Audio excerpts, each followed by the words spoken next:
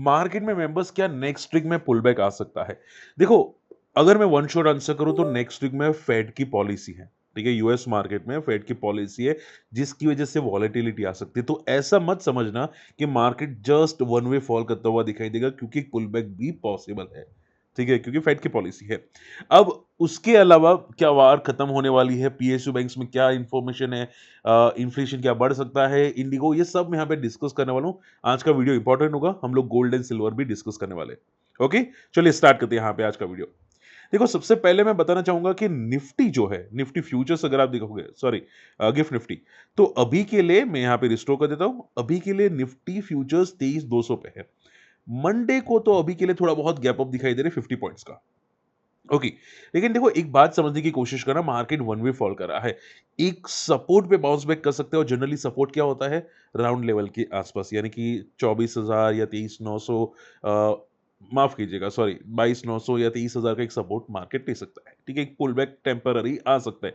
Confuse मत होना, ये टेम्पररी पुल बैक हो सकता है। इसको स्ट्रॉन्ग पुल बैक मत समझना अभी के लिए। ठीक है, मार्केट का ट्रेंड नेगेटिव है, बट क्या होता है कि एफएनओ एक्टिव होता है ना, एफएनओ ट्रेडिंग होती है ना, तो उसमें शॉर्ट कवरिंग टेम्पररी आ जाती है। इसकी वजह से लोअर लो बनाता है मार्केट। ठीक है, तो ये एक शॉर्ट शायद पुल बैक दिखाई दे सकते हैं because of the global market news. अब ध्यान से समझना, एक और अच्छी न्यूज आ रही है जो मैं आपको बताना चाहूंगा कि यहां पे देखो, सी, ईरान ने क्लियर कट बोला है इंडियन एम्बेसडर को कि भाई यहाँ पे ईरान अलाउ करने वाला है जो स्ट्रेट ऑफ हमास है, यानी कि जो हमारी ऑयल की जो शिप्स आती है, ठीक है, क्रूड ऑयल की जो शिप्स आती है ईरान की जो बंदरगाह से, ठीक है, वहां पे इंडिया की शिप को पास किया जा सकता है। यानी कि क्रूड ऑयल की जो समस्या है, ईरान से जो शिप नहीं आ रही थी, वो अभी अलाउ कर दी गई है। ये बहुत बड़ी पॉजिटिव न्यूज है। इसकी वजह से थोड़ा बहुत इंडिया को बेनिफिट्स मिल सकते हैं।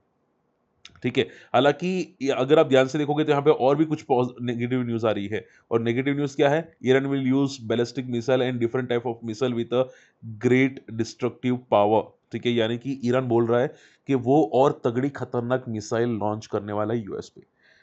ठीक है, तो ये बहुत बड़ा नेगेटिव है। क्या है भाई, अभी भी वार इंटेंसिफाई है।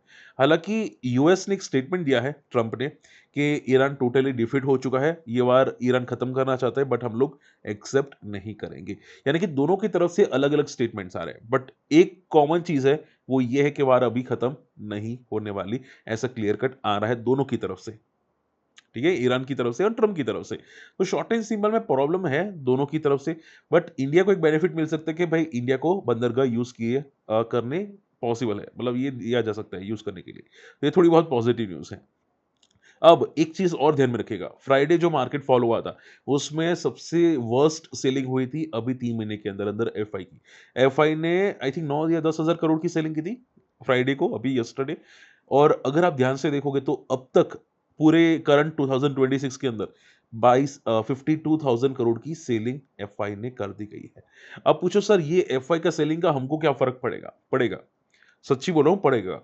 पता है क्यों? क्योंकि अगर एफआई इंडिया से निकल रहे हैं, सेल करके पैसे वापस घर ही ले जाएंगे। इंडिया में तो डालेंगे नहीं अभी, क्योंकि ये निकाल ही रहे हैं। ठीक है, तो अगर ये घर ले जाएंगे तो इंडिया का जो वैल्यू है, करेंसी वैल्यू है, वो डेप्रिशिएट होगा। अभी इंडिया की आई थिंक करेंसी 92 के आसपास है, वो 93, 94, 95, 100 तक पहुंच जाएगी यूएस डॉलर के सामने। और ऐसा होता है तो डेफिनेटली मार्केट में हमारी इन्फ्लेशन बढ़ना स्टार्ट हो सकता है, क्योंकि बाहर के प्रोडक्ट्स महंगे आएंगे, क्रूड ऑयल महंगा आएगा, और ये प्रॉब्लम क्रिएट कर सकता है। तो इंडियन गवर्नमेंट को टैक्स हर जगह से लेने की जगह यहाँ पे ये सोचना चाहिए कि एफआई को इंडियन मार्केट में कैसे रखें। ठीक है, मोदी जी बहुत अच्छे हैं, बट मुझे निर्मला समझ में नहीं आती कि निर्मला क्या कर रही है।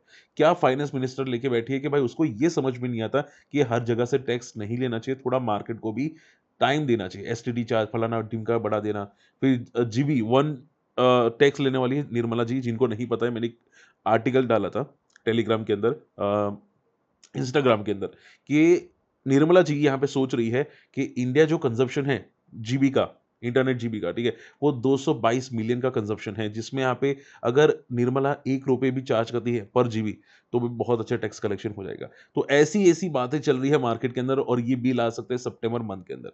तो भाई, मुझे सीरियसली डर लग रहा है यहाँ पे निर्मला जी से। जो बंदी पॉपकॉर्न पे टैक्स लगा सकती है, ठीक है, चीज पॉपकॉर्न पे, वो कुछ भी कर सकती है। सो ये थोड़ा नेगेटिव है, बट आई होप कि कुछ मोदी जी समझा दे निर्मला को कि भाई ऐसा नहीं करना चाहिए। एनीवे, तो ये चीज़ें टोटली मार्केट में नेगेटिव चल रही है। अब देखो एक बात समझो, मैं सिंपल कर देता हूँ, ध्यान से सुनो। पहले ये न्यूज़ बता देता हूँ। बड़े प्लेयर्स क्या मान रहे हैं कि पीएसयू बैंक्स अंडर परफॉर्म कर सकता है। बड़े प्लेयर्स, ठीक है, जो रिसर्च एनालिस्ट होते हैं कि भाई वार की वजह से। मैं आपको सिंपल कर देता हूँ। अभी वार की वजह से एसबीआई जो है वो रिसेंटली बहुत तगड़ा क्रैश हुआ था। ठीक है, फ्रॉम द टॉप जो गया था एसबीआई, अभी रिसेंटली बहुत तगड़ा क्रैश हुआ। तो आपको पता है कि ध्यान में क्या रखना है, मार्केट में एसबीआई डेफिनेटली क्रैश हुआ है। आप एक बार चार्ट देख लेना, डेली चार्ट, लेटेस्ट चार्ट मैं नहीं बता सकता, आप सभी जानते हैं। तो आप डेली चार्ट देख लेना, टॉप पे आई थिंक 20% शायद फॉल कर चुका है ऑलरेडी। ठीक है, तो होता क्या है कि अगर टॉप से 20% या 25% लास्ट के फॉल करते हैं ना, एक बाउंस बैक आता है। ठीक है, एक बाउंस बैक आता है। तो आप ये समझ के चलो कि अगर मार्केट गिरा, ठीक है, सॉरी, अगर मार्केट रिकवर हुआ या पुल बैक किया, तो सबसे पहले पुल बैक कौन करेगा? पीएसयू बैंक्स, लाइक जो पीएसयू बैंक्स मेन दिग्गज है, जो भी आपको PSU banks from the top से गिरते हुए दिखाई दिए, वो एक बाउंस बैक कर सकते हैं। क्यों? क्योंकि वो अभी रिसेंटली बहुत ज्यादा गिरे हैं। ठीक है, हाँ, ये बाउंस बैक नल्ला हो सकता है, फॉल्स बाउंस बैक हो सकते हैं। अब फॉल्स बाउंस बैक कितना भी हो सकते हैं, 5% का भी हो सकता है, 2% का भी हो सकता है, 7% का भी हो सकता है, बट हाँ, नल्ला बाउंस बैक आपको दिखाई दे सकता है पीएसयू बैंक्स, इवन बैंक्स के अंदर। और अगर मैं बैंक निफ्टी की बात करूं, बैंक निफ्टी ऑलमोस्ट एक सपोर्ट के आसपास ट्रेड करा है। ठीक है, सो शॉर्ट एंड सिंपल में बाउंस बैक अगर आता है मार्केट में, सबसे पहले कौन करेगा बाउंस बैक? पीएसयू करेगा। ठीक है, फॉल्स होगा बट मेन पीएसयू बैंक्स के चांसेस है। ओके, नेक्स्ट वीक में सर मार्केट में क्या हो सकता है निफ्टी का, ये बता दो। देखो नेक्स्ट वीक में मार्केट के अंदर एक बहुत बड़ी इवेंट है, वो है यूएस के फेड की मीट। यूएस फेड मीट आप देख सकते हैं बुधवार को है, वेनसडे को है। माना जा रहा है कि रेट कट हो सकते हैं, बट आप सभी लोग जानते हैं कि इन्फ्लेशन की हालत क्या है, वार चल रही है, क्रूड ऑयल बढ़ रहे हैं, तो होगा कि नहीं होगा वो सबसे इंपॉर्टेंट होगा। इसकी वजह से मार्केट में वॉलेटिलिटी आएगी, वॉलेटिलिटी यानी कि पुलबैक्स आ सकते हैं। ठीक है, तो हम लोग ये समझ के चलते हैं, मैं यहाँ पे वीकली चार्ट देख लेता हूँ गिफ्ट निफ्टी का। देखो, ये गिफ्ट निफ्टी बता रहा है यहाँ पे वन शॉट फॉल हुआ है, 3 लगातार नेगेटिव कैंडल्स बनी है। हो सकता है एक पुलबैक कैंडल आपको नेक्स्ट वीक में दिखाई दे।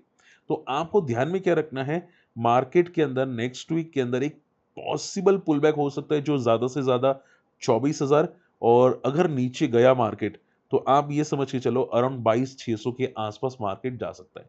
कितना? 22,600 के आसपास मार्केट दिख सकता है। ठीक है, तो नेक्स्ट वीक के अंदर 22,600 से लेकर 24,000 के बीच में निफ्टी रह सकता है। हालांकि एक बात याद रखिएगा कि वॉलेटिलिटी बहुत होगी, इसकी वजह से आईवीज बहुत होगी।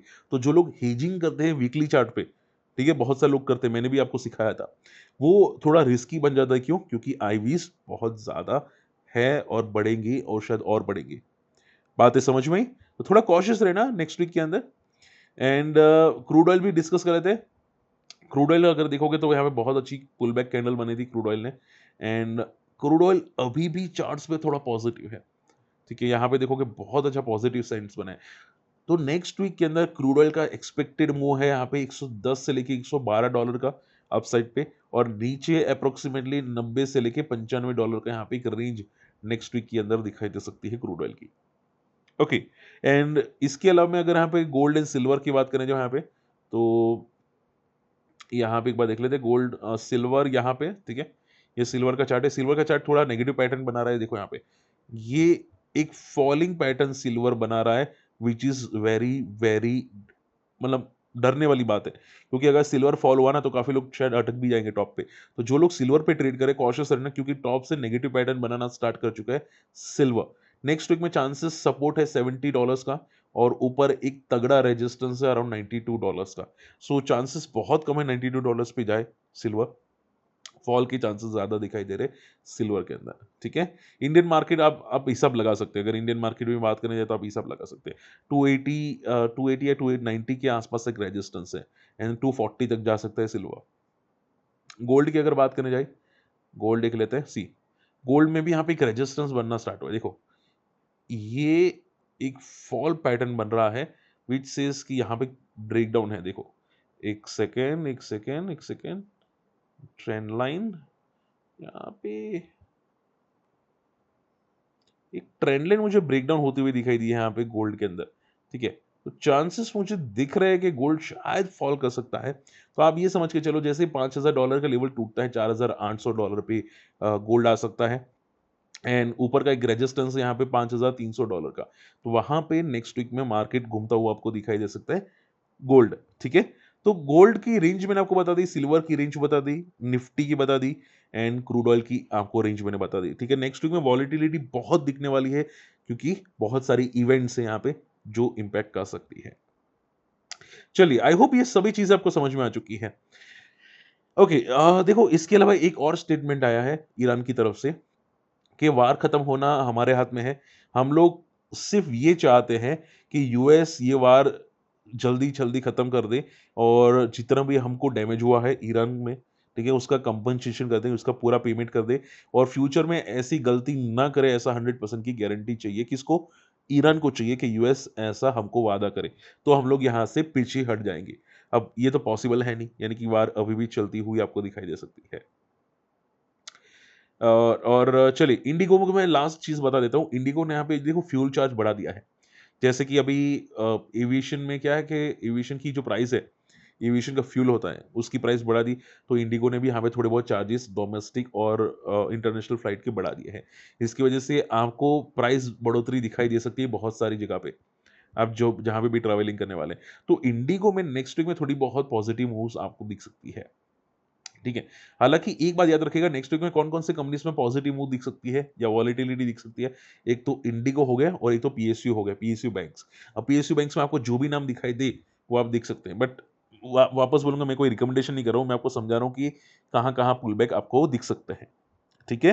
तो वहाँ पे इंडिगो में या पीएसयू बैंक्स में आपको थोड़ा बहुत पुल बैक दिख सकते हैं। अब देखो इवेंट कौन-कौन सी है? इंडिया का इन्फ्लेशन डेटा मंडे को आने वाला है, जो माना जा रहा है कि बढ़ के आ सकता है डेफिनिटली।